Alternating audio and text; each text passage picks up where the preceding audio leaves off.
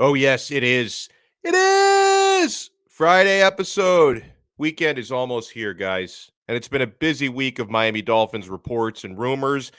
I had thought early in the week we might have a head coach by the end of the week. That's not going to be the case. We got a second round of interviews happening last week. So the suspense as to who will replace Brian Flores, who will the next head coach of our Miami Dolphins be, that suspense is going to have to wait at least a few more days.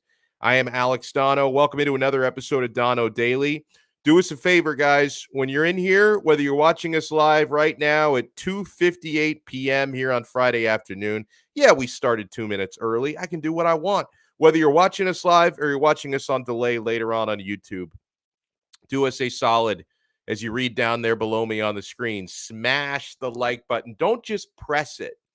Smash it. Smash the like button. That really helps our algorithm. It helps our show grow and it helps our channel grow. And yeah, another way to help the channel grow is to subscribe to the 5 Reasons Sports YouTube channel. I will thank you for that. Manny will thank you for that. Ethan Skolnick, our CEO, will surely thank you for that. Mike McDaniel, for some reason, would thank you for that. He really does look so much like Rick Moranis. Well, now Manny is just flashing photos of nerdy looking dudes, right? Because Duncan Robinson, a little bit nerdy. Mike McDaniel, a little nerdy. But Mike McDaniel, he really does look like Rick Moranis from Honey, I Shrunk the Kids and Ghostbusters. I was looking at some GIFs of Rick Moranis today. Why was I looking up Rick Moranis GIFs? Why not? I was actually looking it up for a Mike McDaniel related tweet. And then I'm looking at all these GIFs of Wayne Zielinski himself. And I'm thinking, man, he really does look like Mike McDaniel. It's probably the glasses or what mostly gives that away. Good afternoon to everyone joining us in the chat. I've seen Big Dan 305 in there. Hello, Big Dan. Hello, Cap for Life. Hello, Indade. Indade says TwoAnon should be endorsing the best coach, one that can fix the lines and create a roster that makes the quarterback irrelevant. So I guess he's saying they already have an irrelevant quarterback. So you make that more tolerable by having a relevant rest of your team. Now, okay, we're going to find out today. This might end up being an unmitigated disaster because the last time we had this dude on, it was difficult, okay? Difficult because of the technical challenges. We're going to be joined at about 3:45 today, so about 45 minutes from right now. We are going to be joined by the anonymous leader of TwoAnon, who goes by Galuminati. So the person who is behind that Twitter account is going to be joining us. Now, if you remember a couple of months ago, TwoAnon has joined us before on the show. I am not going to give you any guarantees as far as like the visual and auditory quality of it. I can guarantee you he's going to drop some bombshells right on your faces today. So I'm sure the content is going to be good. The delivery, I'm not so sure, because the last time we had Galuminati on, it was a little bit clunky because he uses, to protect his identity and to protect his family, he uses a voice modulator. He wears a mask and he uses a voice modulator. And the voice modulator, there was like a delay on it, and it was kind of a mess. But he's going to join us again today because there are a couple things I want to get to the bottom of with TwoAnon, and that is one, how instrumental was the TwoAnon movement in getting Brian Flores fired, and two, who does TwoAnon endorse as the next head coach of the Miami Dolphins? I don't have any sort of an idea what he's going to say. My guess would be I would think TwoAnon would endorse Brian Daboll because Brian Daboll is the one who has the relationship with Tua. And you would think if anyone is going to be eager to work with him and already knows how to work with him, that person is Brian Daboll over the other candidates. And you see there on the scroll at the bottom of the screen, the Dolphins seem to have narrowed it down to 3 finalists. And those 3 finalists are offensive coordinator of the Buffalo Bills, Brian Daboll, offensive coordinator of the San Francisco 49ers, Mike McDaniel, and offensive coordinator of the Dallas Cowboys, Kellen More. I'll admit one thing. I don't know. It's Kellen More, me with a tinfoil hat on. I guess Manny didn't have a picture of Kellen Moore. He had a picture of Daboll. He had a picture of McDaniel. And then he gets to, wait, I want to flash a Kellen Moore picture. Oh, shit, I don't have one. So he flashed a picture of me in a tinfoil hat. I'm shocked that Kellen Moore is getting another interview. He must have done a really good job in his first interview. I mean, and he meets the criteria of being an offensive guy. You notice they've eliminated all defensive names from this list. Vance Joseph was supposedly a hot candidate. He's off. He's not a finalist. Leslie Frazier, he's off, not a finalist. Dan Quinn took himself out of the running to be a finalist. So they're focusing. Oh, he found a Kellen Moore picture. Kellen Moore, and this guy was still quarterbacking in the NFL like 3 years ago. That's why I'm surprised he's getting another interview. He must have really impressed them in the first interview because Kellen Moore, I think he's only 3 years into coaching of any sort in the National Football League. I think he's 33 years old, something along those lines. Just too green for this. Way too green for this. I also wasn't really wowed with the the Dallas Cowboys offense schematically. I don't really think that this guy is doing anything revolutionary there. And he's so young and so inexperienced. So I'm surprised Kellen Moore is getting another interview. I would be alarmed if he got the job. I give everybody a chance, right? I'm not going to say I would cry myself to sleep and I'd be pissed if Kellen Moore got the job. I would be alarmed and I would be a little bit concerned.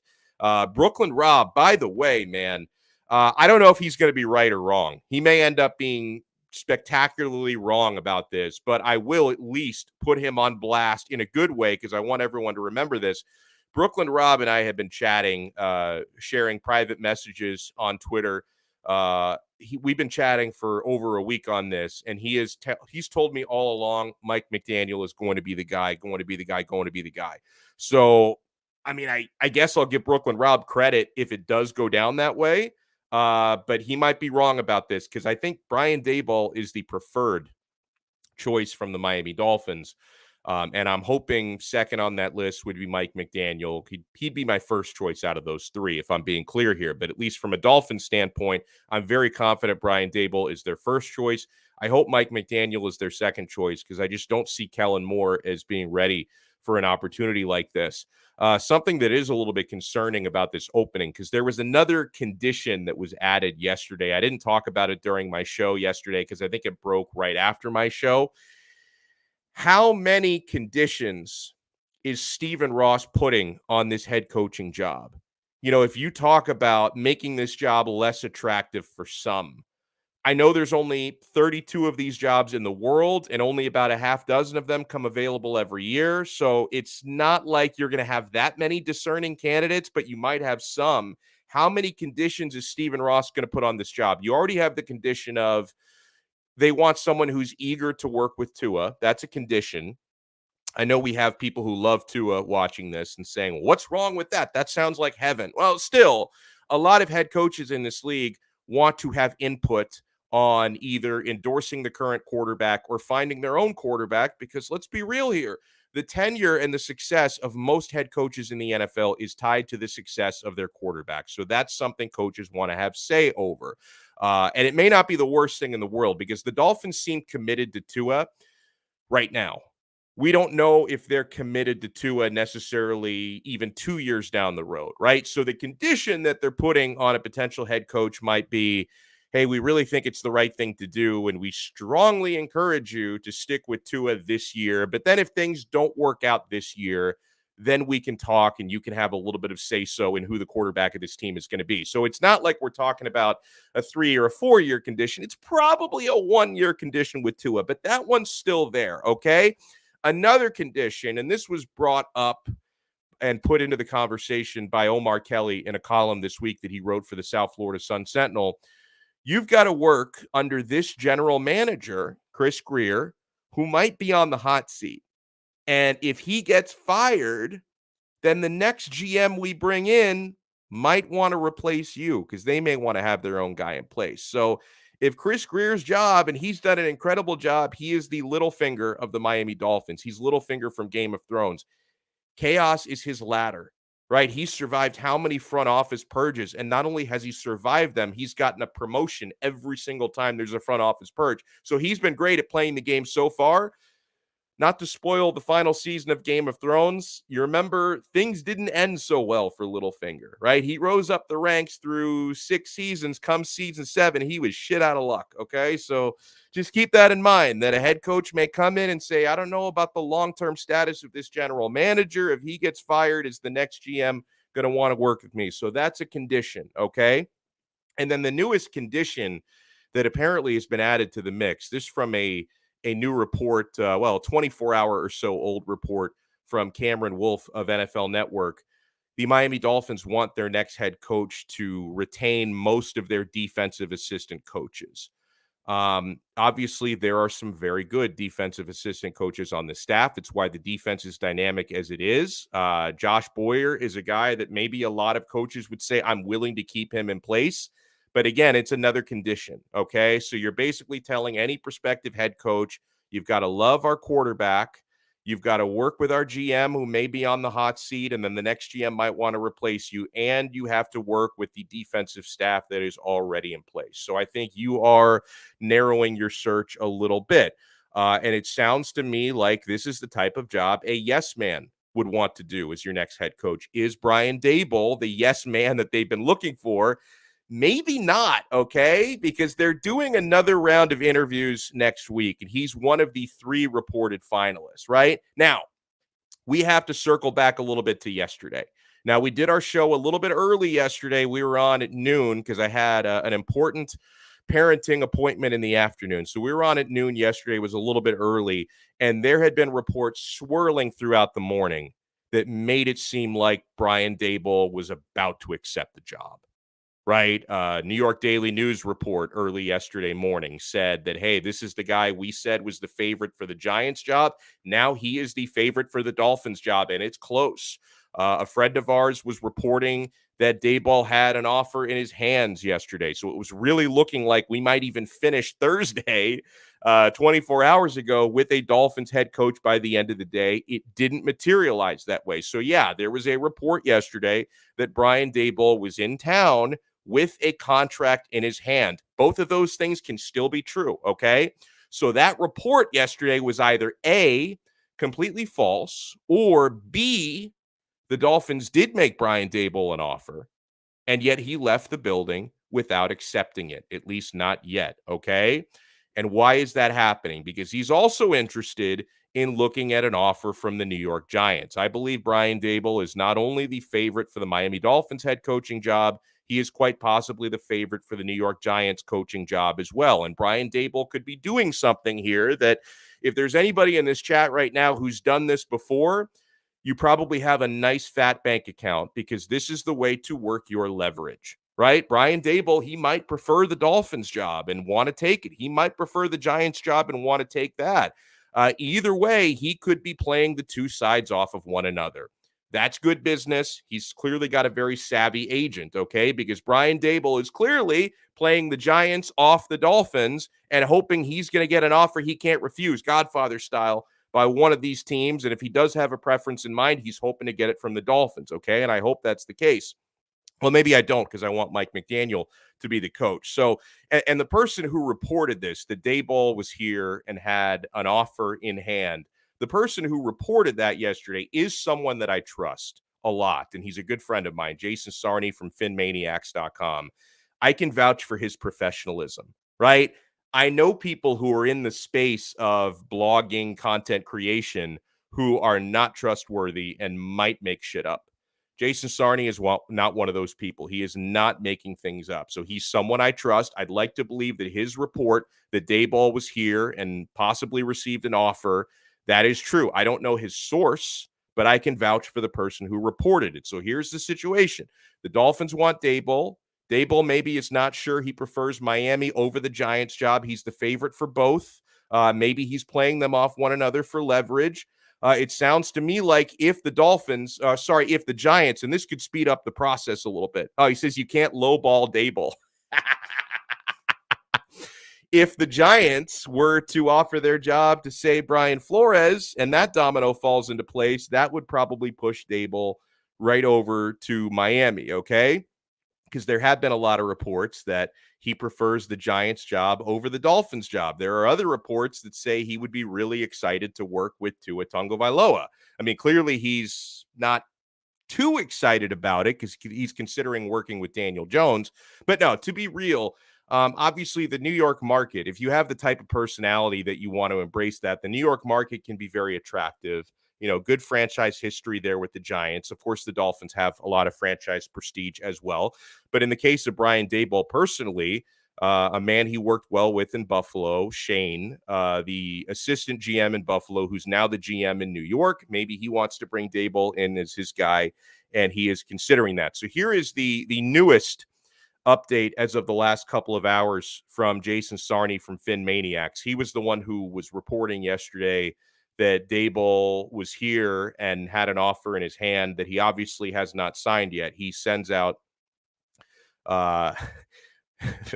Manny, are you out of beef jerky?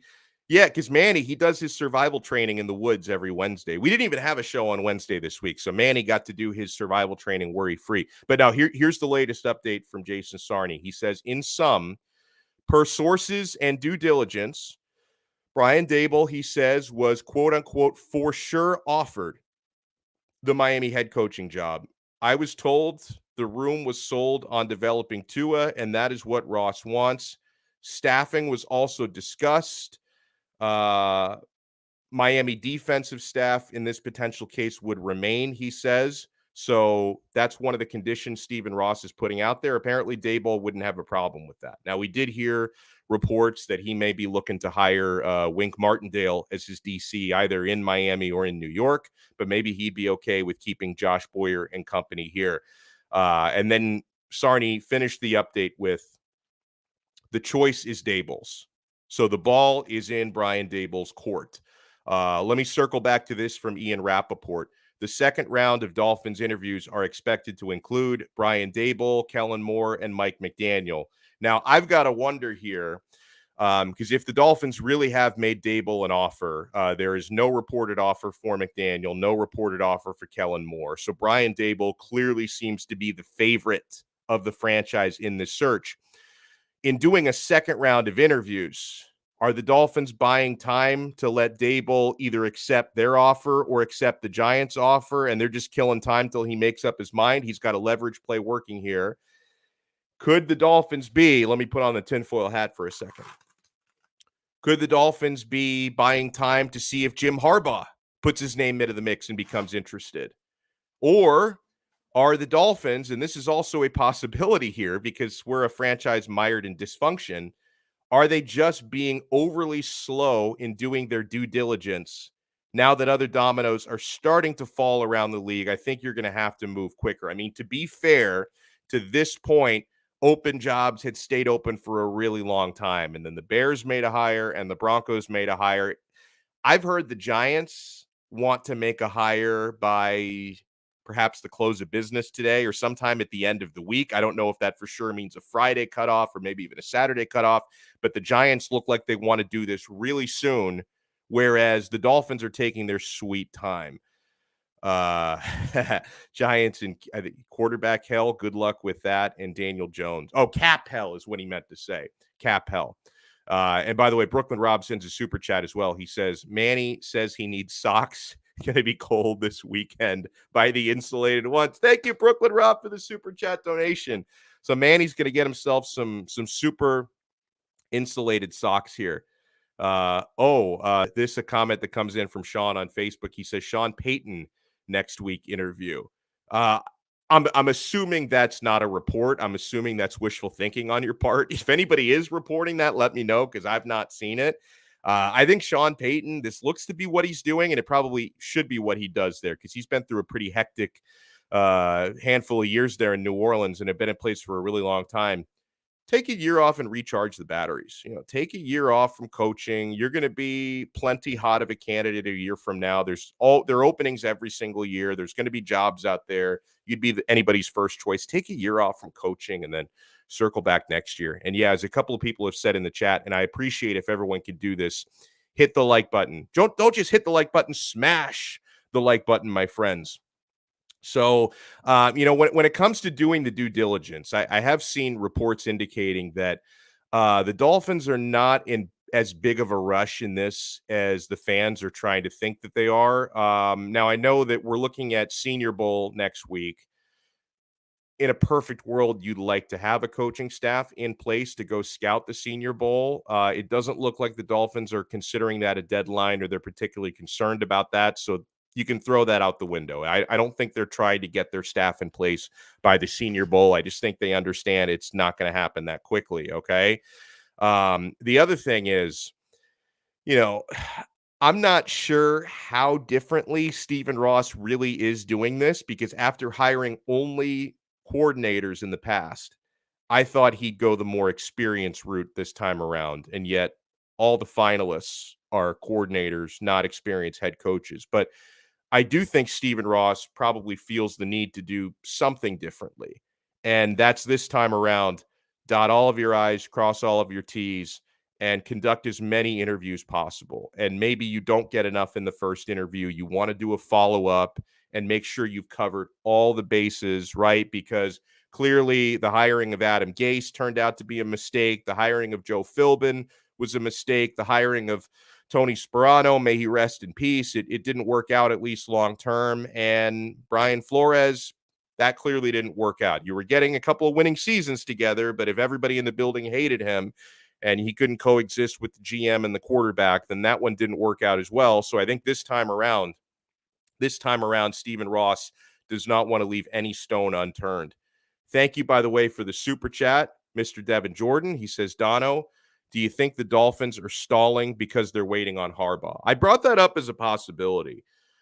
I'm not going to rule it out completely because if they were talking with Harbaugh, you could keep that pretty quiet since he's not currently a coach in the National Football League. You don't have to announce your intentions to interview that person or the fact that you've already interviewed them. You could do that through back channels if you're talking to Harbaugh.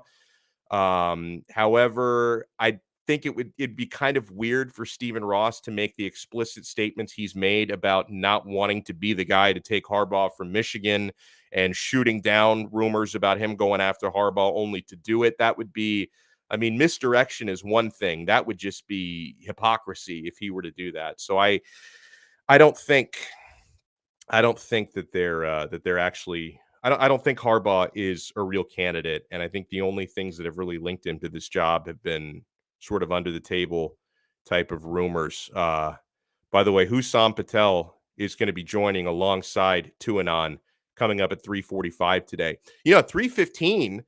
We were scheduled to join my guy Steven Daniels from Miami Sports Music. He hasn't shown up yet, so I don't know. I don't know if he hit the snooze button on his alarm or something, but yeah, he hasn't shown up yet. But I know at about 3:32 p.m., very precise time. I know at around 3:32 p.m. we're going to be joined by one of our great gambling experts from this show, Lee Sterling from ParamountSports.com. Is going to hop in, and we're going to talk about the conference championships coming up. We'll get his pick on San Francisco, Los Angeles, and his pick on Kansas City, Cincinnati, and his strong betting takes for that. Check out his website, ParamountSports.com. And then at 3:45, we're going to be talking with the Galuminati, the mysterious anonymous individual who is behind the TwoAnon movement. And for some reason, Hussam Patel is going to be tagging around with that one as well. Shake Money, thank you for the super chat. He says, putting on my aluminum hat, do you think the Dolphins might be getting a 1-year rental so they could try to get Sean Payton next year? So, if I look at, I never think the 1-year rental thing is a good idea because it's like wasting a hire. Like you go for the best person available right now. Now, the 1-year rental is basically what the Houston Texans did last year because you knew when they hired David Culley, first of all, you're like, who the hell is that? This guy he's been in the system coaching for like 30 years and he's never even had the ambition to try to be a head coach before. And now you're getting this guy in your late 60s and then he gets fired 1 year later when none of the problems there were his fault, quite frankly. I mean, all the problems in Houston are the cause of Deshaun Watson and because of the management there. And what did you expect that team to do? So that, I think, was like a 1-year rental kind of thing. But no, I think you get the best person available. Now, in the Dolphins' case, they're going after younger candidates, right? I mean, Brian Daboll's been around for a while, but I think he's in his 40s, and he's never been a head coach before. Mike McDaniel, very young, never been a head coach before. Kellen Moore is like barely has pubes. The guy is so freaking young. So if you were to hire one of these guys, then maybe after a year, you might decide, you know what, this person is in over their head. Now we're going to go after Sean Payton in earnest. But I don't really like the rental idea because that, to me, it's like every coaching search is so valuable whenever one of these jobs are vacant. Like, you need to anybody you hire needs to be with the intention of, I want this person to succeed over the course of the next 10, 15 years, not fail over the course of the next one. Somebody was okay. Let me answer the super chat here. Are we out on Watson for sure? I would think we're 95% out on Watson. Some of the reasons are obvious. Brian Flores, he was Watson's biggest advocate in the Dolphins facility. They'll try to make it sound like he was the only one who wanted Watson. I think that's BS. I think that the organization had agreed to an extent. They had agreed to an extent that they were all in to go after him. And all in maybe is not the right way to say it, because the big condition there was before the trade deadline, we want to acquire this guy. We're willing to put together a big package of assets to do it, but we want a certain amount of guarantees about his legal trouble. Not being trouble for too much longer, and they couldn't get those guarantees, so they were out. But Brian Flores was his biggest advocate. Flo being gone, that takes a lot of wind out of the Deshaun Watson sails. And also, everything we know about this coaching search would completely contradict the idea that they want to acquire Deshaun Watson, right? Because they have been interviewing head coaches under one of the conditions is you have to want to work with Tua and have a plan to make Tua better, right? And those wouldn't be conditions if you were about to go out and trade for Deshaun Watson. Then, of course, in Watson's case, the legal trouble still exists. He has not fixed it. He has not waved a magic wand and made it go away. There's still a lot of concern over that. So, okay, I want to get to this as well as I'm going through the chat. Big Dan 305 asked me, any more information on Larry Bluestein? The last that I heard on Blue was Wednesday, and it was very good. And this has been shared by a couple of people who are family friends, and I think Manny Navarro from the Athletic may have shared this as well. And I know that Manny and we talked to the same gentleman who's a friend of Blue and has been getting frequent updates.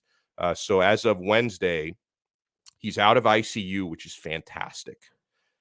He's been off the ventilator for a number of days now, probably the last 4 or 5 days, which is fantastic. And he was actually sitting up in a chair eating, because he, hasn't been eating really in weeks. He's been, consuming anything he's consumed has been through tubes for over a week. So he's actually eating real food, and he asked for his glasses to watch TV. So, bro, I mean, I know he's still fighting, and he's got a ton of work to do because he was hit really, really hard, and he lost a ton of weight. But yeah, every update we've gotten in the last 3 days on Larry Bluestein has just been overwhelmingly positive.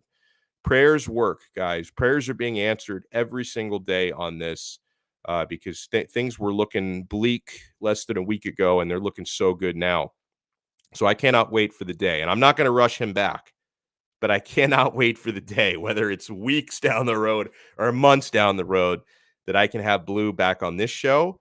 And Blue and we also do the Five Rings Canes Hurricanes podcast, which we haven't done in a couple of weeks because he's been so ill. We're going to resume that once he's better, and I cannot wait because he is one of the hardest working men in the media business. He is fantastic. Ray Grullon says, "Howdy, Donno. Would not be upset if we spend all the free agent money all on offensive line." Yes, thank you, and thank you for complimenting the show as well.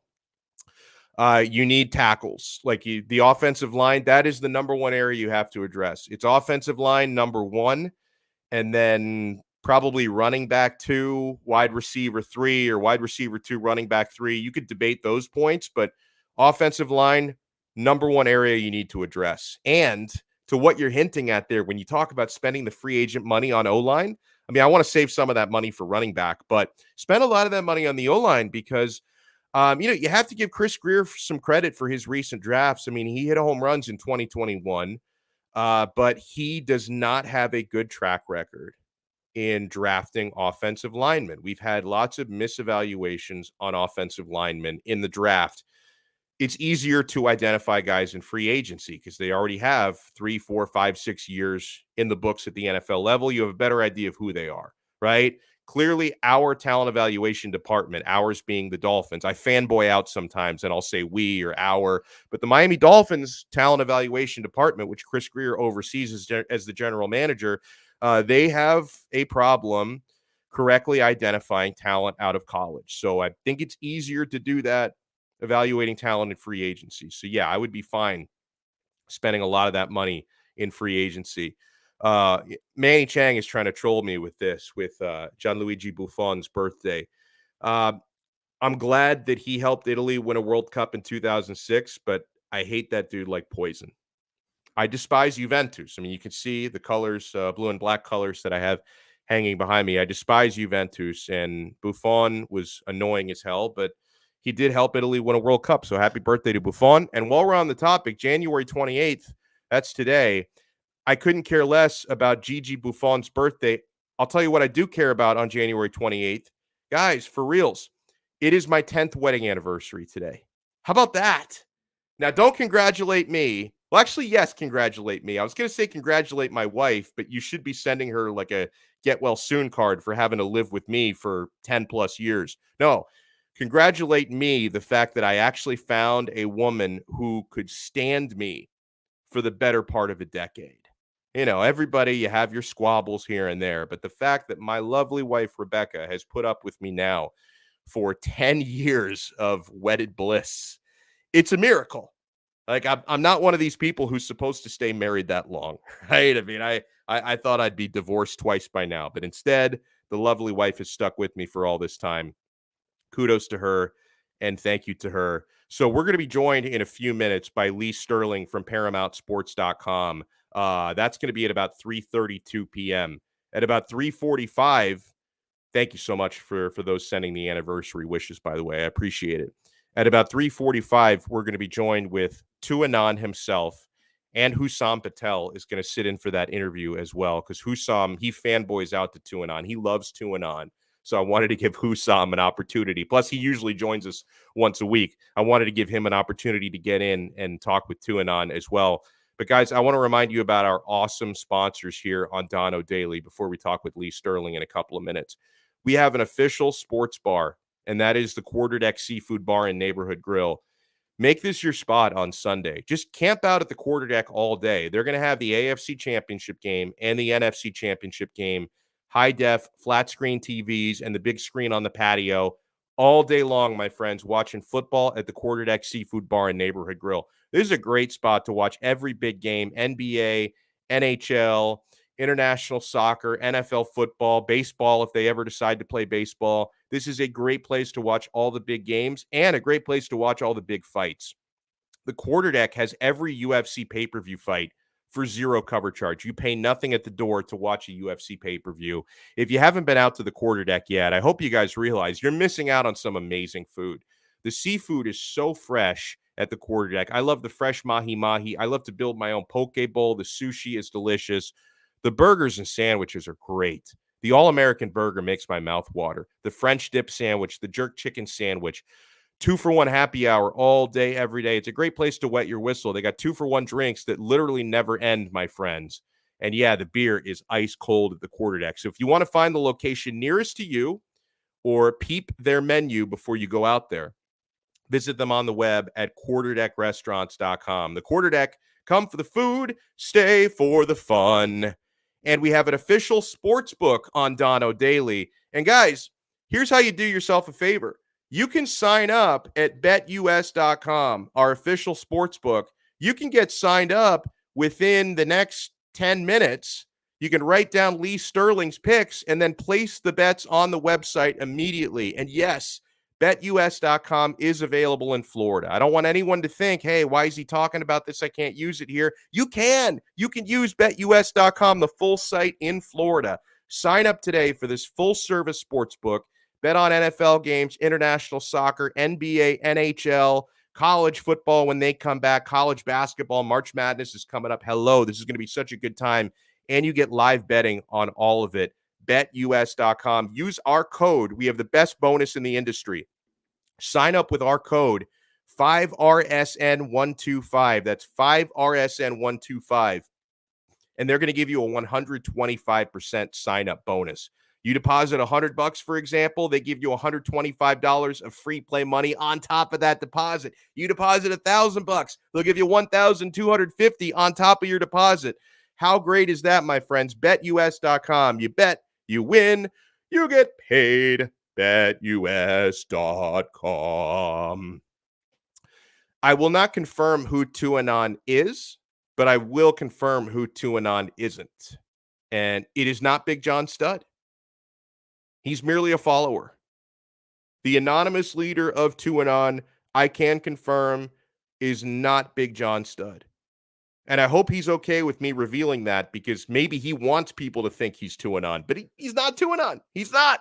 He's merely a follower. I was a follower of TwoAnon for like 2 weeks. And then it was just no fun. I got the hell out of there. It's more fun trolling him than being a Tua lover. And I do, because I know we get some first-time viewers every show. I want to explain myself for the uninitiated. I consider myself proudly a Tua skeptic. I like to approach Tua with science, not with bias. Right? I refer to the religion that I'm starting. We're building a church. We're applying for tax-exempt status. We are the church of Tua science. I think it's fair. I totally just picked my nose in front of you guys, by the way. I got an itchy inside of the nostril. There's only so much you can do. I can't sit here for another half hour and just let it fester. But no, we are establishing the church of Tua science, where we approach Tua based on what we see, what we analyze, and not the biases we bring in. Because a lot of the Tua haters, the people who are really savage towards Tua, are Deshaun Watson fanboys, and that's why they're Tua haters, right?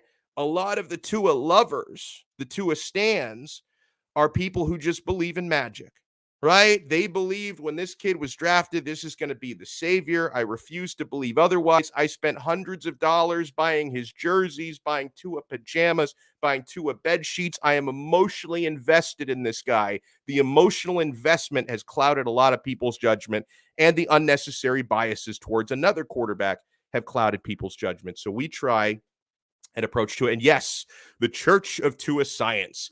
And, we consider ourselves like kind of like a non-denominational. It's like a nice mix of Christianity and Islam and Scientology and Judaism and Buddhism and Hinduism. We cover a lot of different bases. So I don't want anyone to think that by joining the Church of Tua Science, they need to shun their current religion. Like if you're Amish, or if you're Mormon, like hop on board, bro.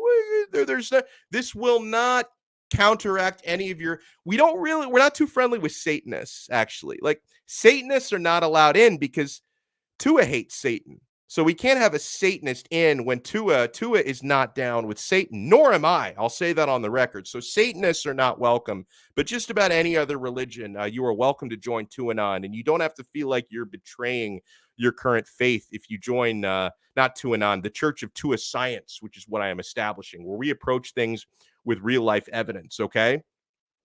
By the way, I found this to be pretty interesting on one of our X's.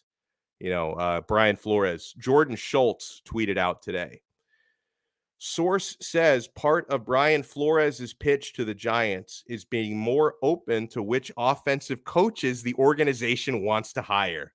This is a stark contrast, he writes, to his time with Chris Greer and the Dolphins, where Flores was more adamant about coaches and personnel. Smart move by Flo, he says.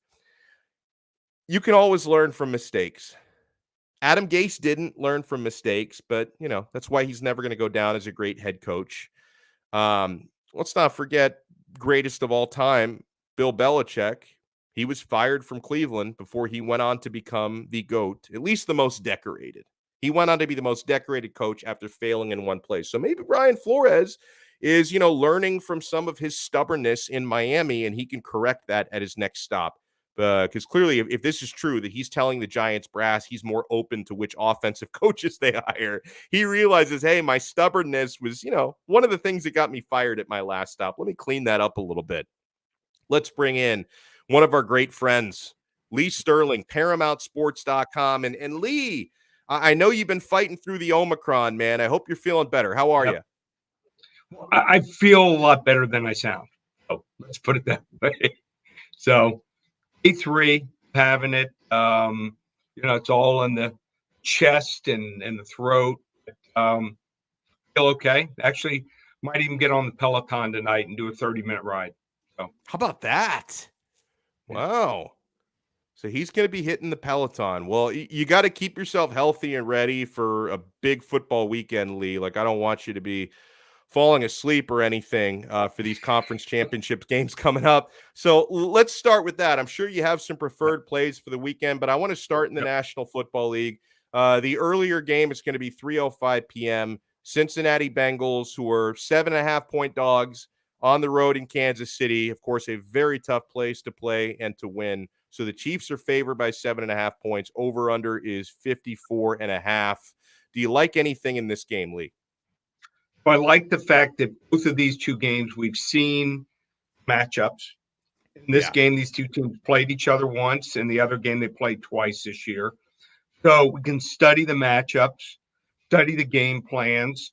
Now, in this game, I thought that Steve Spagnuolo was just kind of going through the motions. I agree. Dial up many blitzes. He did play a lot of man for man. I think he figured, hey, I might end up playing this team again, so I'm not going to show my entire blitz package.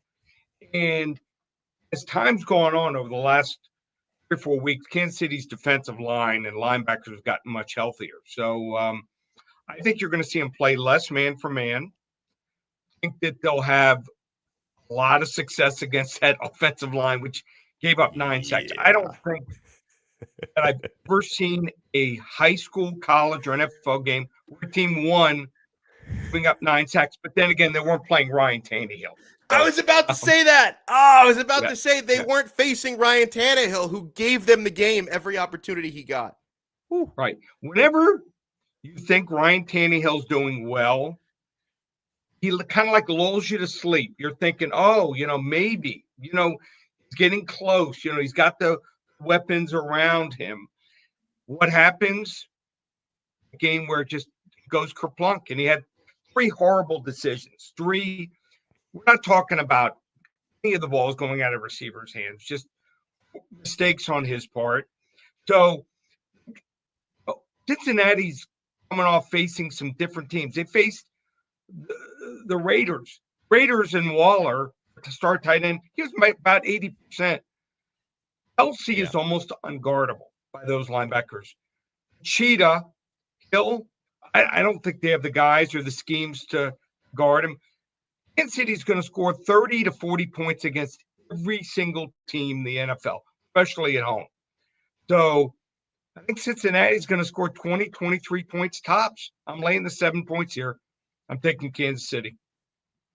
I like it a lot. San Francisco 49ers at the LA Rams is the 6:40 p.m. game. My only rooting interest in this one is I'd like the 49ers to lose because the Dolphins have their first round draft pick, and I'd rather it be like the 30th pick and not the 32nd pick.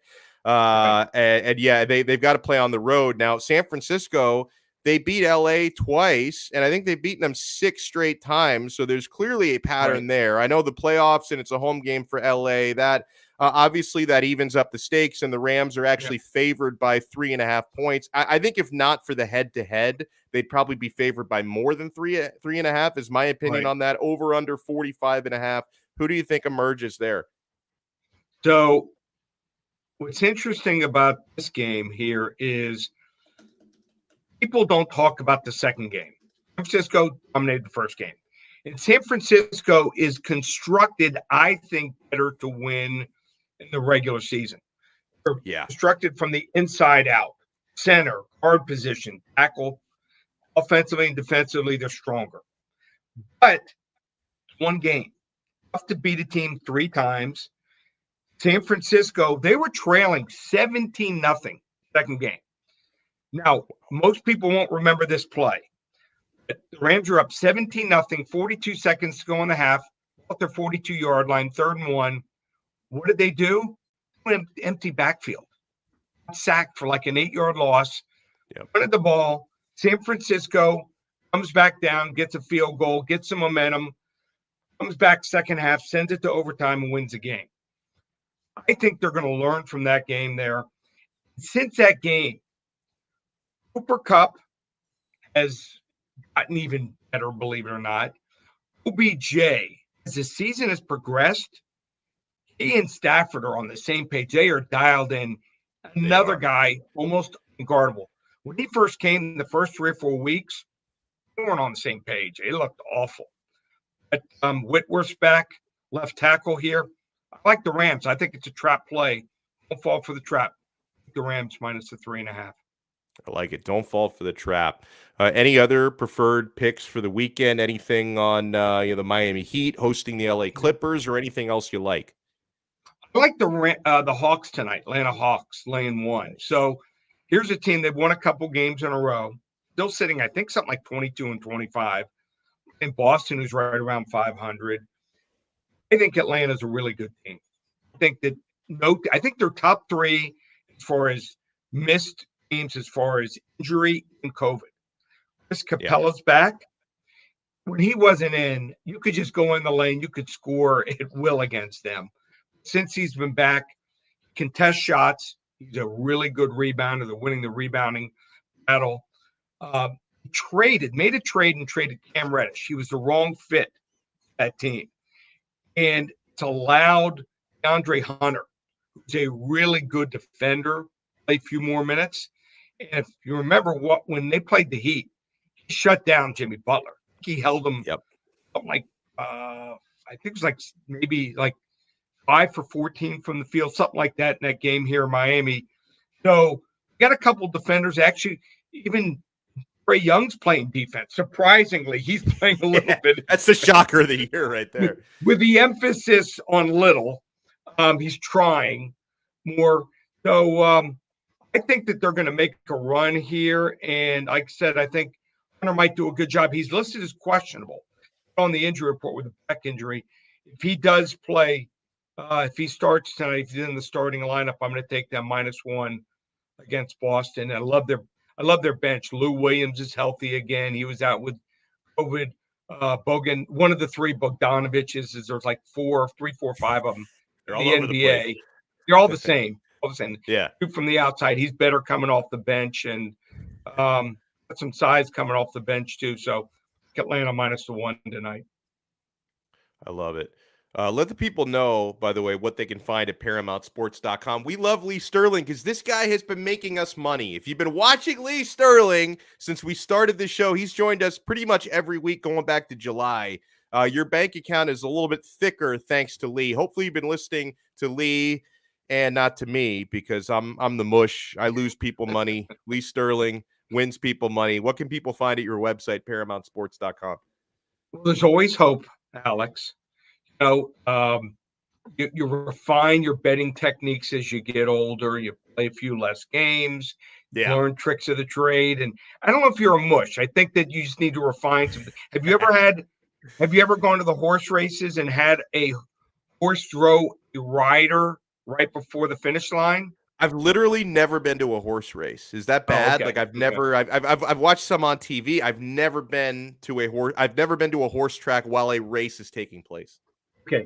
So my dad had a friend who was you saw A Bronx Tale, right? I'm sure. I did, right? yeah. Okay. Brooklyn Rob No made sure I mush watched that. Yeah. Okay.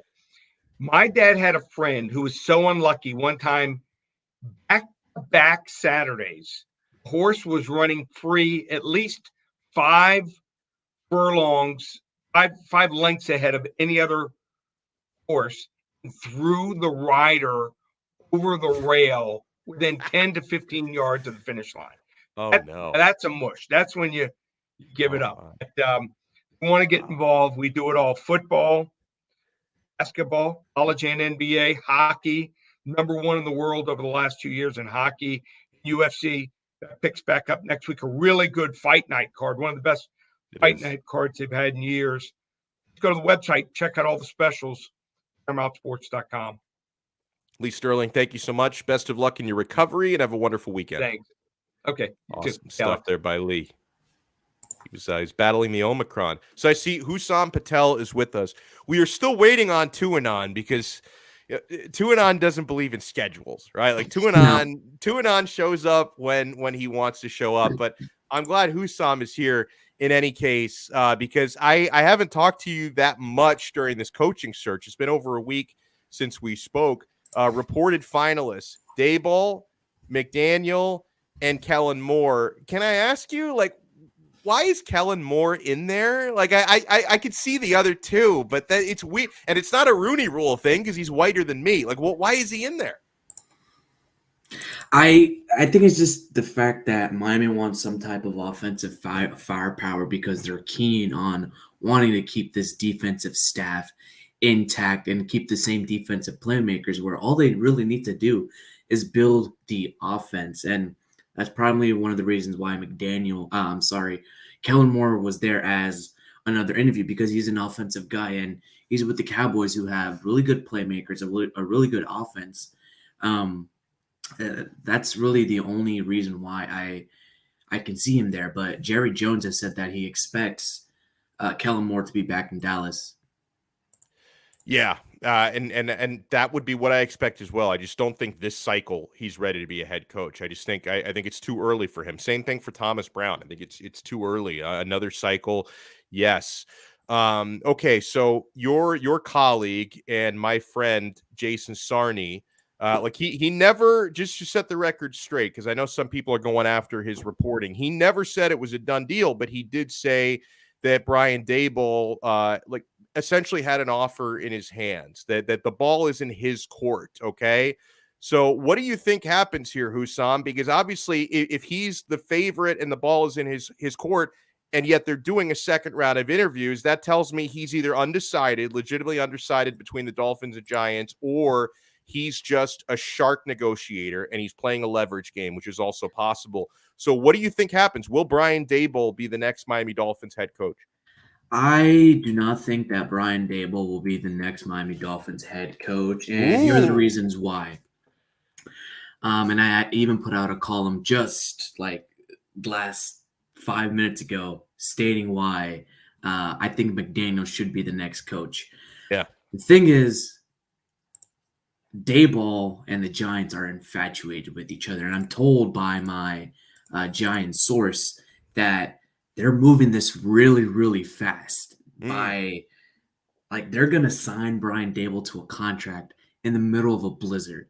Another thing which I can say is that my source has a close connection to defensive back James Bradbury and a couple other Giants players, and they had to change up their chiropractor schedule for tomorrow to a little bit in about an hour or so to get there, because it's either calling a team meeting to let everybody know what's happening.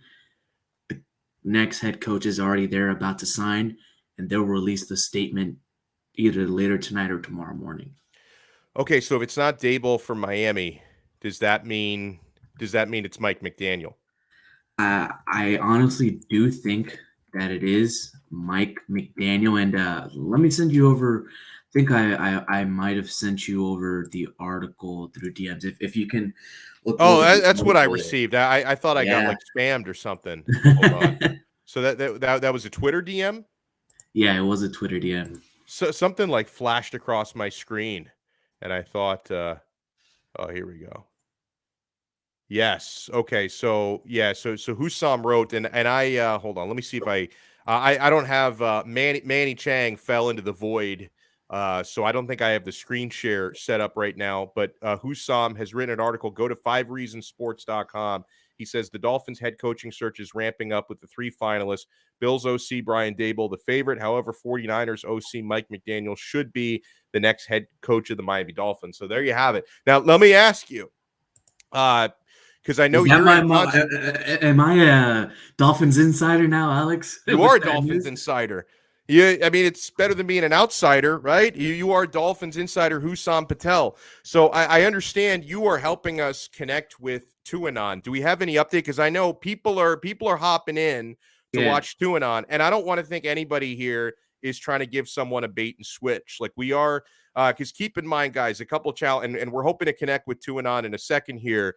We need to keep this person's identity and their location a secret.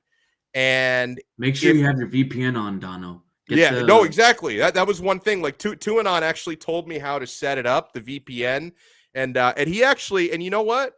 Out of respect to TwoAnon, I will not wear the tinfoil hat this time because I wore the tinfoil hat the last time TwoAnon was on with us, and I feel like it's a little bit disrespectful. Like I'm trying to delegitimize his uncovering of the deep state, right? And I don't want to make a mockery out of that by wearing the tinfoil hat when TwoAnon is spewing facts at us, okay? But lest anyone think we're trying to pull off a bait and switch, we're trying to connect with TwoAnon. There's a voice modulation that comes into play here, and there is also location blocking because in case the feds are watching or something, you know, he doesn't necessarily want his undisclosed location to become disclosed. So we are endeavoring to connect with TwoAnon here in a moment.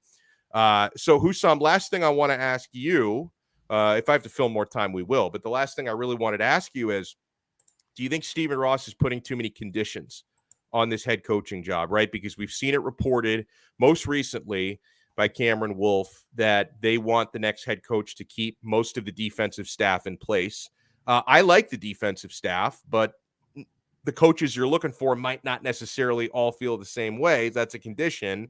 There's clearly a condition for at least 1 year. You have to work with Tua and try to maximize Tua. And then there's also the aspect of, as Omar Kelly wrote about this week, you know, you are coming in to work for Chris Grier, and there's been speculation he could be on the hot seat and kind of on probation.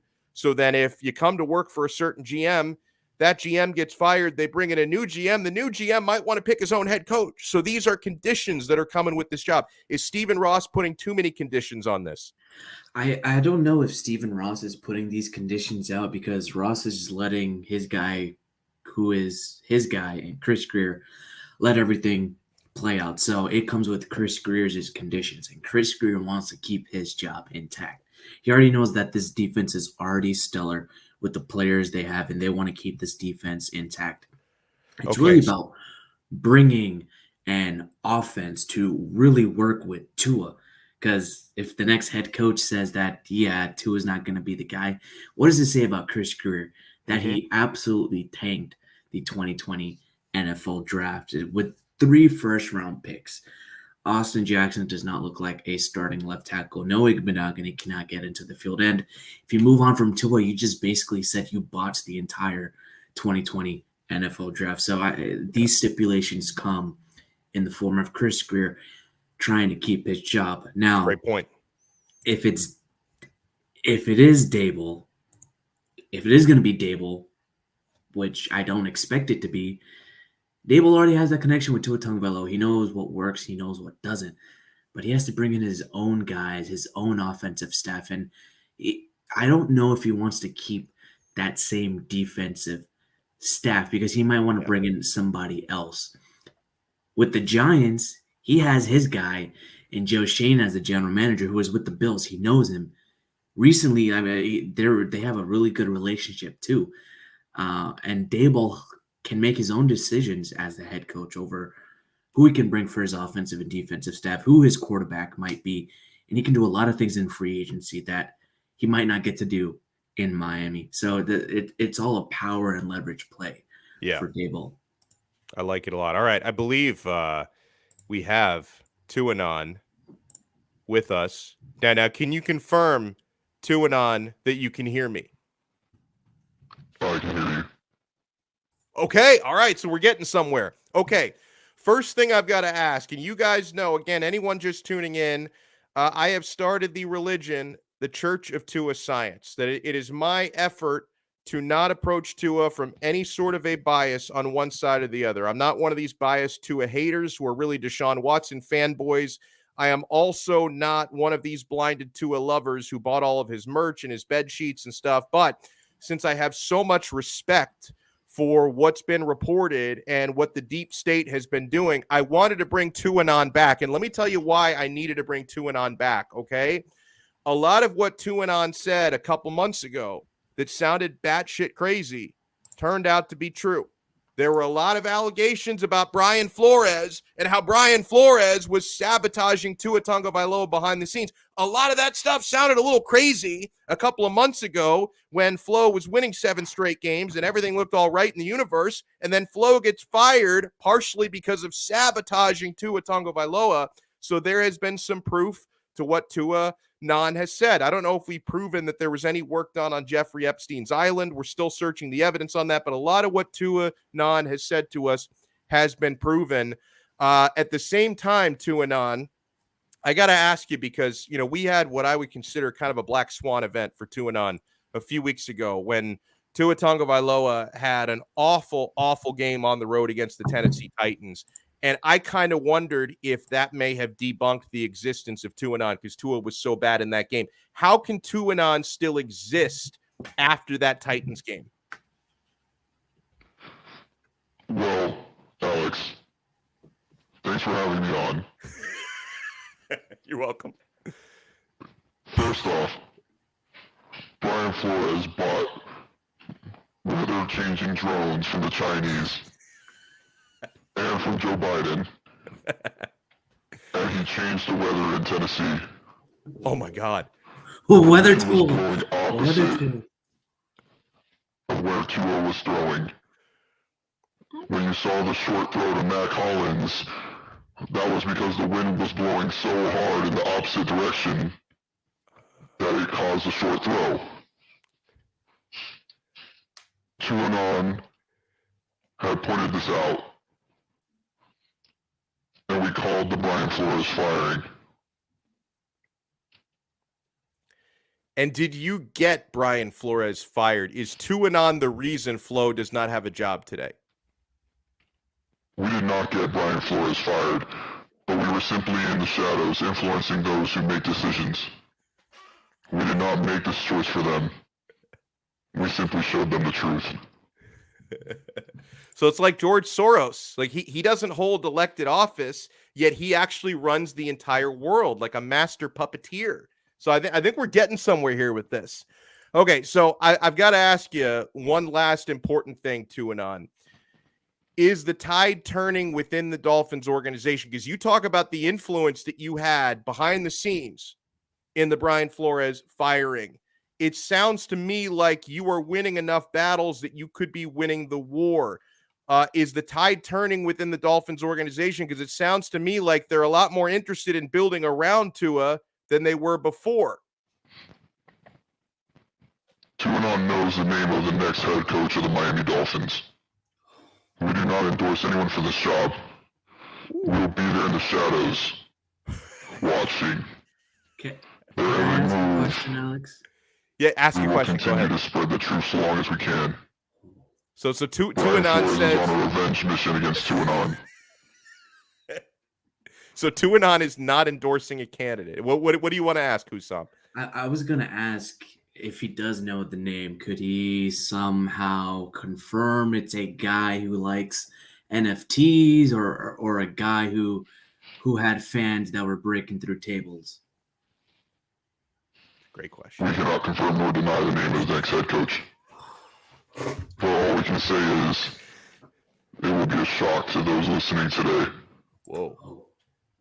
Wow.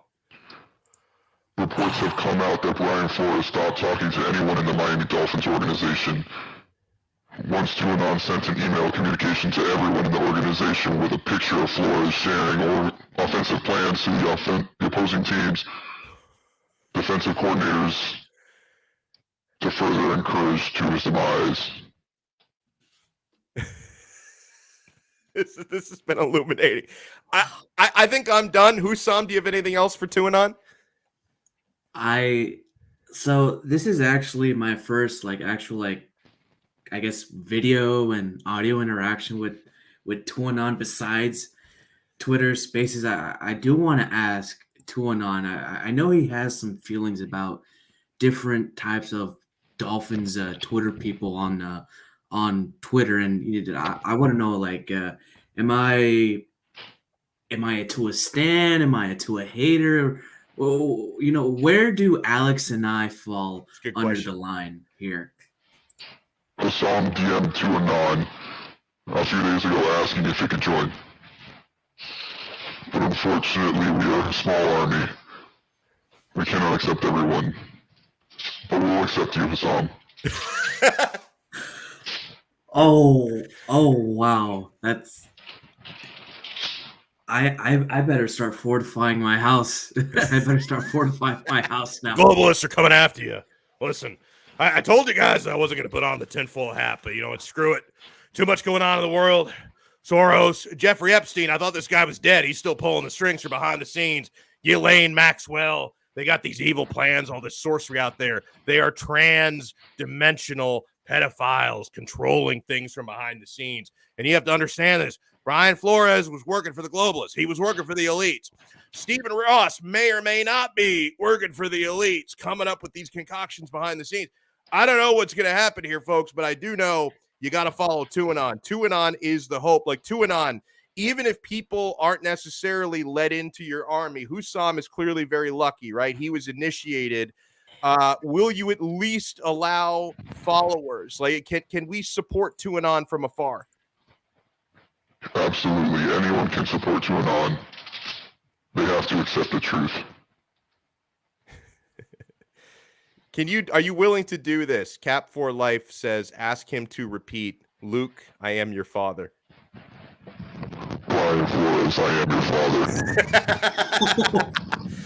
All right. We will let you go on that note because the CIA is probably trying to triangulate his phone signal right now. So I always learn this from TV shows. Like the really good super villains like us, they'll know exactly how long to have the illicit phone conversation. And then they're like, oh, wait, in 7 seconds, they're going to triangulate the signal. I've got to hang up right now. And then the FBI agent who's like listening is like, damn it, 7 more seconds. And we would have known exactly where they were. Oh, these criminals are a step ahead of us. So let's be a step ahead. TwoAnon, thank you so much and keep fighting the good fight. We are TwoAnon. Expect us. Bone chilling. It's like speaking to a ghost. Wow, this is you can't get content like this anywhere, Donno. I don't know if you want to get content like because this is one of those things where anyone who has watched this or listened to it, we're all at risk. Don't think they can't. I hope you all have VPN because if they know your IP addresses right now, anyone who is on this broadcast, live or taped, is in grave danger. Okay, so this is one of those things. This is the sort of content you have to understand you are putting yourself at risk in being a part of this. All right, we got to wrap it up here in a couple minutes. So let me give Hussam Patel the opportunity. Plug your new story again at 5reasonsports.com and also the work that you do, Hussam, at Dolphins ATB and at FinManiacs. Right. So at 5 Reasons Sports Network, one of the articles that I just wrote is why Mike McDaniel should be the next head coach of the Miami Dolphins. Now, this isn't an actual stipulation saying that he will become the next head coach. It's literally not saying he will be, but I am giving an indication that if Daboll does indeed sign with the Giants, McDaniel should be the next favorite to sign with the Miami Dolphins. Should he or should he not win against the Rams or possibly move on to the Super Bowl? My next show is going to be Monday, 3 o'clock. Do you think we have a coach by then? If we have a coach by then, I'll be on. You will be. You have an invite, sir. And if maybe we have 3:45, 3:15 depends on how everything my schedule goes. Okay. I love how now you're booking the time and everything. And you know what? The thing is, and maybe I can have you and Alf on together. Like if we do have a coach by Monday, whenever that happens, we'll bring you on. But if it is by Monday, we can do a panel because Alfredo Arteaga, who's awesome, Hussam is awesome as well, but Alfredo joins us every Monday around 3:15. Maybe if we have a new coach, and we'll have a whole roundtable. We'll have Alfredo, we'll have Hussam. Maybe we'll bring in like our guy Louis Sung if he's available. I think he usually works in the afternoon, but if he's available, I'd like to bring him in as well. So we will whatever day it happens, Monday, Tuesday, Wednesday. I don't think it'll take too much longer than that. We will have a proper get together, sir. So Hussam, thank you so much. Of course, anytime, Alex. Appreciate it. That was wild with TwoAnon. I don't often like get a little nervous when I'm doing interviews, but I'm a little nervous around TwoAnon. It's one of those things where I don't want to ask a really stupid question, right? Because I know sometimes like third grade teachers will tell you there are no stupid questions. There are stupid questions, and there are also stupid people who ask stupid questions. I don't want to be one of those people. Fins Up 74 says Harbaugh will be the Miami coach. I mean, yeah, if you want to talk a little conspiracies here, put on the old full hat. You know, maybe you could say that the Dolphins are taking their sweet time with this, and they're doing a second round of interviews, which could easily turn into a third round of interviews because they're trying to kill time and give time to Jim Harbaugh. That Stephen Ross wants Harbaugh to reach out to him when he's ready, right?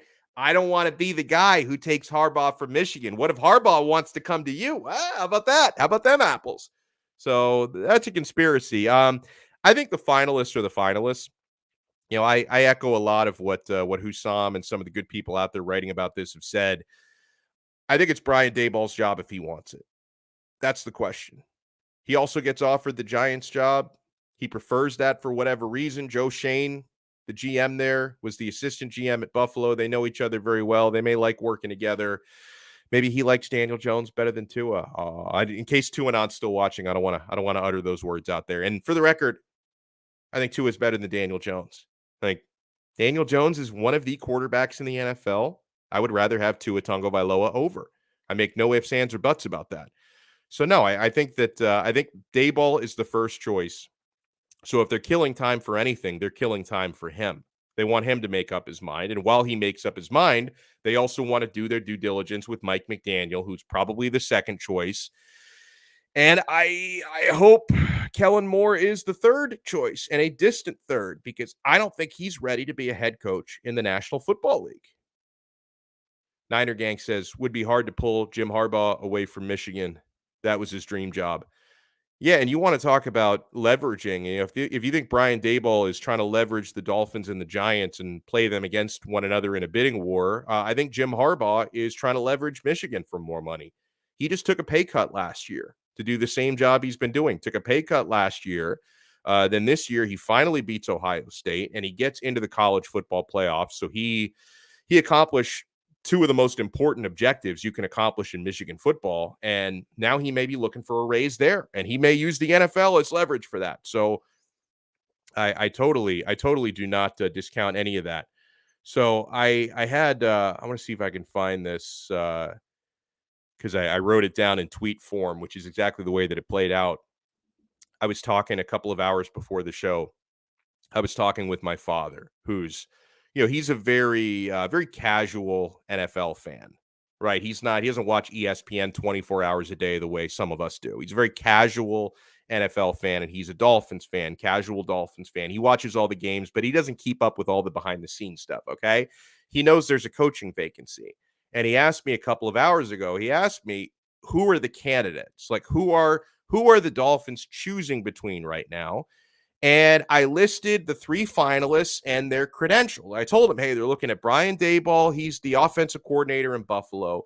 They're looking at Mike McDaniel. He's the offensive coordinator in San Francisco. And Kellen Moore, the offensive coordinator in Dallas. And I list him these three names in these credentials. And he gets this like dumbfounded look on his face. And he says to me, can't we get a real coach? He wants somebody with head coaching experience. That's what my father's very smart, and he was saying, I want somebody here with head coaching experience. Why does Stephen Ross go after coordinator after coordinator? Like, go and get Harbaugh, he said. Go, Jim Harbaugh, Stephen Ross, they love each other. Go get Jim Harbaugh. He's a man of science and a man of sense, my father. Go get Jim Harbaugh. Stop it with these coordinators. And yeah, this has been reported. Kellen Moore staying with Dallas. They must be paying their coordinators well, because Dan Quinn took himself out of consideration for head coaching jobs. He wants to stay as the DC. Kellen Moore could end up staying as although there's a big difference between Quinn and Moore. Quinn could have had a job as a head coach, because even though he lost out on the Denver job, I think he could have gotten one of these other jobs. And I don't think Kellen Moore is going to actually get a job. So, that may be why he decided to stay in Dallas, because that was more the decision of the coaching vacancies than it was his decision. Can't we get a real coach? And my dad also said, why are we beating around the bush so much with this? Like, why are we dragging this on? I mean, a lot of these teams are dragging it on, although Hussam did tell us that he hears the Giants want to close this real quick.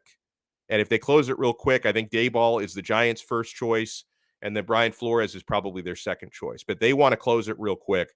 That's another big domino, because so far only 2 of the dominoes have fallen to this point, and that was the Denver job and the Bears job have been filled, and everything else, I think there are, 6 more, because New Orleans is in that mix as well. So I think there's 6 more that are still open. But the more and more dominoes that fall, the fewer people the Dolphins have to choose from. I mean, you would hope that the Giants hire Flo, because Flo is obviously not on Miami's list. Okay, so if the Giants hire Flores, then you're not taking one of the Dolphins candidates away. If they were to hire Daboll, or it doesn't seem like the Giants are talking to McDaniel, but if they were to hire McDaniel, it doesn't seem like they will. That would take one away from the Dolphins. Guy outside McDonald's is greater than Flores. Oh, absolutely. And a lot more underpaid than Flo. Oh, the guy outside, I guess the guy outside is not working there. Even the guys inside, the people working the fryer are more qualified to be a head coach than Brian Flores, and twice as qualified as Adam Gase to be a head coach. Guys, why don't you close out the week by playing some fun fantasy football, daily fantasy? It is going to be lit during the championship games on Sunday at prizepicks.com. PrizePicks is the official fantasy sports partner of the 5 Reasons Sports Network. PrizePicks is a dream come true for me, because PrizePicks combines my love for daily fantasy with my love for parlays. This is a different service, and you're going to love it. At PrizePicks, it's you versus the numbers. You don't have to worry about injuries ruining a season-long team. You select at PrizePicks parlays of 2, 3, or 4 players, and you predict if they're going to go over or under their fantasy projection. And if you hit those 2, 3, 4, you win double, 3 times, 4 times your money. You have an opportunity actually to win 10 times your money by getting 4 predictions correct at prizepicks.com. It's so easy to sign up. You either go to prizepicks.com or the PrizePicks mobile app, which works really, really well on iPhone and Android devices. So download the PrizePicks mobile app, sign up, make a deposit really easily on PayPal. And if you use our code 5, that's FIVE, use our code 5, and they're actually going to match your deposit up to $100. So if you deposit $100, they'll give you $100 in free play money. PrizePicks truly is daily fantasy simplified. Did I say Miss Daniel? Miss Daniel. Who is she? More qualified than Brian Flores, whoever she is. T-Bone is not too happy about Stephen Ross, to say the least. Miami clearly does not think the Senior Bowl is a hard deadline for them, because I don't think you're going to have a full staff in place, certainly, because it's next week the practices are. So you're not going to have a full staff in place. Probably not even going to have your head coach in place by that point. So they didn't look at the Senior Bowl, I guess, as a hard deadline. They're taking their time. I mean, again, I think there's a couple things that are delaying this. I think the ball is in Brian Daboll's court. I think Brian Daboll could call Stephen Ross right now and say, let's make a deal. I'm going to sign the contract, and boom, it's over. But he's still making up his mind. So as he's making up his mind, the Dolphins have to prolong the coaching search. And if he's making up his mind, you better also talk to other people, because if he doesn't choose you, you better have your backup plan in place. And then another thing is, and this was pointed out in I think this was, man, I want to give credit where credit is due. I can't remember whose story I read this in, but somebody in the Dolphins blogosphere made a good point that given how Stephen Ross has obviously made bad hires in the past, because he's never hired a coach who stayed longer than 4 years. So you've made so many failed hires in the past that he wants to do more of a due diligence, right? Don't necessarily choose your guy after the first interview. Even if you like somebody over the rest of the pack, let's do a second round of interviews and let's be sure we've uncovered every possible stone with this candidate. I think that could be what they're doing right now. All right, so make sure, again, you support the official sports bar of Donno Daily, and that is the Quarterdeck Seafood Bar and Neighborhood Grill. Guys, they're going to have the championship games on. AFC Championship, 3 o'clock, 6:25, the NFC Championship game.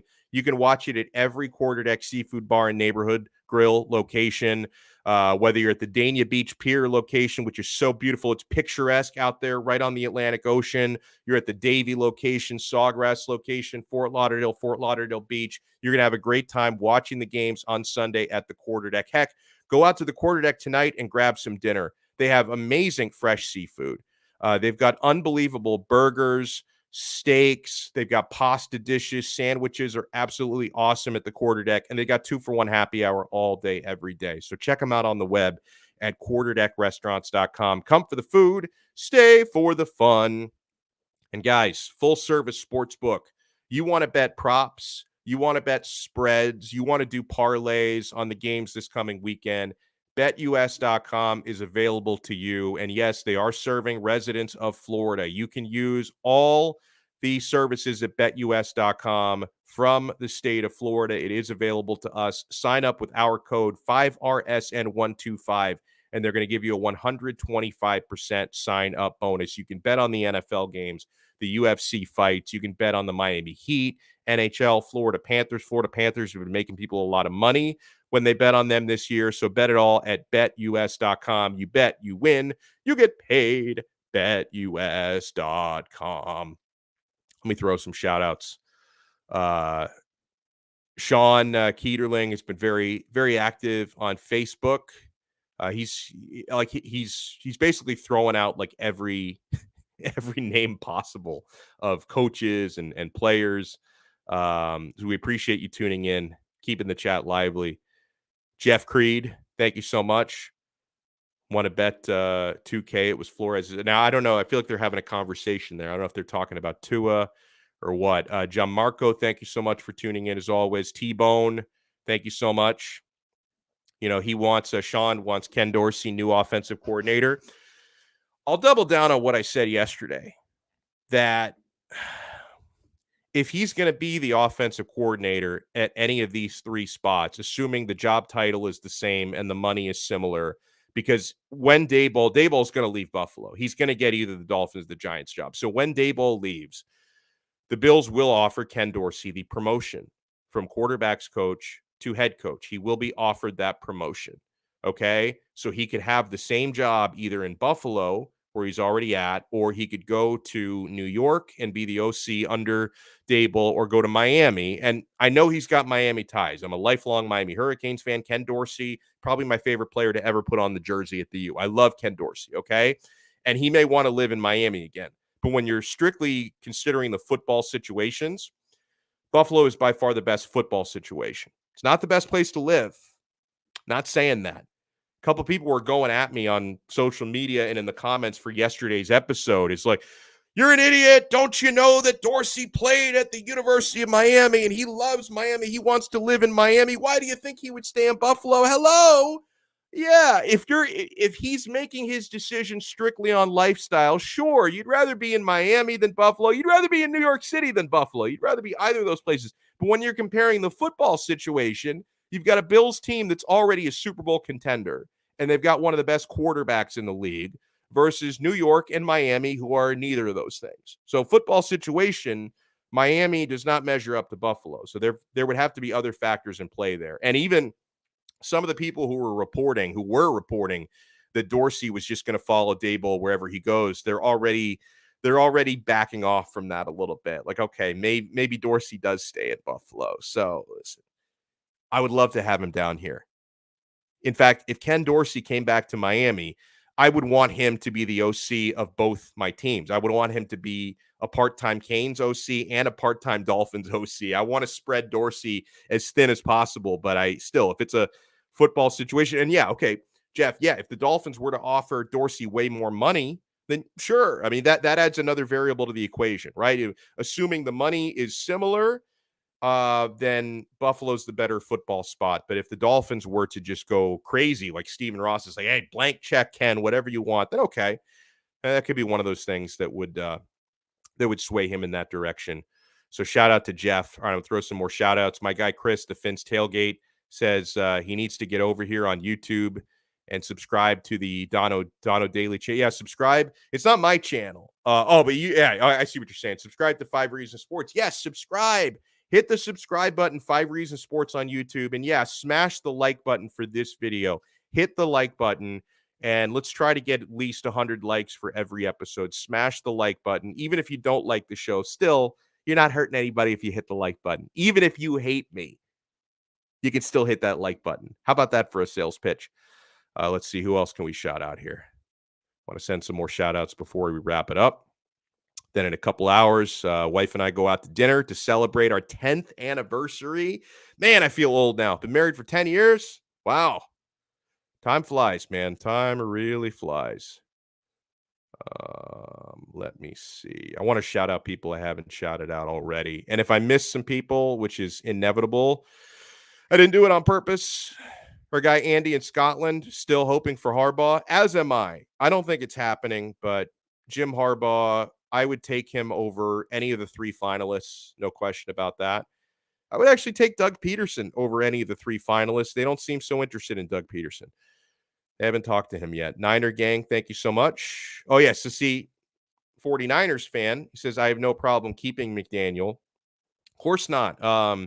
He's maybe the best play designer in the league.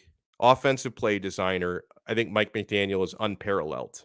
And he works so well with Kyle Shanahan. Yeah, you would love to keep him. I mean, eventually he's going to get an opportunity to be a head coach. It's not a slam dunk he gets it this year, because I don't think he's the favorite of any of the teams who still have the job open. I think he's a second or third candidate for all those teams at best. So he very well may not get a head coaching job this cycle, but if not this year, probably next year. I know, and Andy in Scotland, he's actually in Belgium today. So happy, hello from Belgium. Eat some Brussels sprouts for me. Belgium is actually the birthplace of the French fry. The Belgians are very angry that Americans call them French fries when they're actually from Belgium. Fun fact. Alan, thank you so much for joining us. Andres, thank you. Fins up 74. God bless you. Alfredo Arteaga. Oh, they might name him the head coach. I would take you over Kellen More. I'm being honest here. Say what? Thank you for tuning in. Cap for life. Thank you. Brooklyn Rob, who reminds people, he probably just yells at random people on the street, Donno's the mush. Don't listen to him. And people think Brooklyn Rob's just crazy because he's yelling on the street from a megaphone. Donno's the mush. He tells everyone who will listen, he reminds them that I'm the mush. And he's right. Can't argue it. Ray Gruyon, thank you so much. Got a couple of Russian spammers in today as well. Shame on you for spamming. But while you're here, hit the like button. All right? Just don't click on their links. Don't click on the spammer links. Tony 2 times says Alex Jones is never wrong. That's right. Never wrong, ever. Shake Money, thank you so much. John says it's not Harbaugh, quit wishing. Yeah, a lot of people in the chat are saying it's going to be hard, like they're Barry or a body. I don't know if he's Italian or if it's some person named Barry that's just spelled odd. It's Harbaugh. I don't think it is. We'll see. Miami Sports Fanatics Show. Shouting out the other people in the chat. Big love fest in there. We love it. Joshua, thank you so much. Don B, thank you for tuning in. Dolphin Don, thank you. King May 7, sup to you. Thank you. Devin Jordan, he enjoyed TwoAnon. I'm glad you guys seem to enjoy TwoAnon because I think it went a lot better this time. The first time we had TwoAnon on, there was this delay because TwoAnon it's got the voice modulator on, and it just, I don't know. Technically, it was weird a couple months ago when we had TwoAnon. It was a lot better this time. I think it went a lot better. All right, let's see. Who else? Who else can I shout out? Got to close it out in a couple minutes. I think I got to pick up my son. I think I'm doing that today. I think I'm picking him up. My wife isn't. I don't want him to have to wait around at daycare for like 3 hours because I've forgotten about him. I've never forgotten him before, by the way. I've never once have I left my son anywhere. RC, thank you so much for tuning in. Oh, man, I really want badly to try and pronounce your name. Beshraj Dahal, thank you. I apologize if I butchered that. I tried. Color commentary, thank you. The show, thank you for tuning in. VLKV, my buddy from Twitter, thank you for tuning in. Old Tannehill. Let's see, who else? I think we got a couple more in here. And then we will close it out for the day. And it's been a fun week, guys. I can't thank you enough. I see a lot of people in the chat today have been here throughout the week. Again, make sure you hit the like button, like all the videos, subscribe to our channel, and thank you for enjoying this enough that you show up for more punishment, right? Monday wasn't bad enough. You show up Tuesday, Wednesday, Thursday, Friday. Wanye West, the church. Yes, thank you. The Church of Tua Science. We are accepting donations, by the way, to the Church of Tua Science. You can make those through the super chat right here on the channel. We take the super chat donations. Now, just so you guys know, we have not finalized our tax deductible status. So I think that I don't think you get tax deductions for donations made on the super chat, but you do help out the channel and you do help out the Church of Tua Science, where we approach Tua without bias. At least that is our quest. That might be it. Oh, and we got some super chats today. Ray, thank you so much. Oh, Aiden, thank you so much. Oh, yeah, I did. I was going to say, I don't know if I answered this one. I did answer this one. He asked if we're out on Watson. Nothing is ever for sure because, what if we get like positive news about Watson settling cases within the next couple of months, the dynamic may change. But the Dolphins, I would say, are 95% out. Flores was his biggest advocate. He's no longer here. And there seems to be an internal push from an internal push from Greer and Ross that they want the next head coach to work with Tua. And I don't think Deshaun Watson is a realistic option. I'll never say 100% no because the NFL works in mysterious ways, but I don't think he's still in the mix. Roy, thank you. Cobra Kai Chen Chisholm, thank you so much. Shake Money also made a super chat. Thank you. Josh Ritter, thank you so much. Hussam Patel, who also stopped by on the show, thank you so much. Devin made a generous super chat as well. They're all generous. Thank you so much. Indade stopped by as well. Thank you so much, Indade. Brooklyn Rob made a super chat today. Thank you so much. He wants Manny to buy new socks. Zachary B, he tuned in today. Ali, thank you so much. Doll fan Don may have already shouted you out. All right, once I start doing repeats, I think it's time to get out of here. Huge shout out to everybody. We will talk to you again Monday, usual start time, 3 p.m. right here on Donno Daily on the 5 Reasons Sports Network. Yeah.